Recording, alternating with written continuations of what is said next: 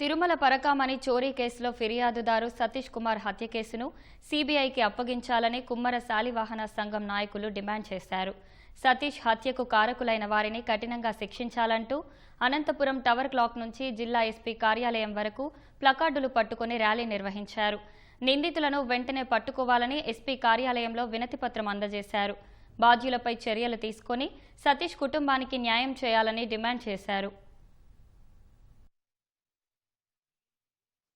మంచి భవిష్యత్తు ఉన్నటువంటి సతీష్ కుమార్ గారు ఈరోజు కొంతమంది దుండగుల చేత మరణించడం చాలా బాధాకరం. హతమార్చిన దుండగులను వెంటనే శిక్షించాలని చెప్పేసి, అదేవిధంగా సతీష్ కుటుంబానికి ప్రభుత్వం అండగా ఉండాలని చెప్పేసి, అదేవిధంగా సతీష్ కుటుంబానికి వెంటనే ఎక్స్గ్రేషియా ప్రకటించాలని చెప్పేసి ఈ డిమాండ్తో ఈరోజు ఎస్పీ ఆఫీస్ని ఒక వినతిపత్రం అందజేస్తున్నాం. కాబట్టి ఎస్పీ గారు, అదేవిధంగా కలెక్టర్ గారు, డీజీపీ గారు, కూటమి ప్రభుత్వం కూడా తప్పనిసరిగా సతీష్ను హతమార్చిన దుండగులను వెంటనే శిక్షించాలి.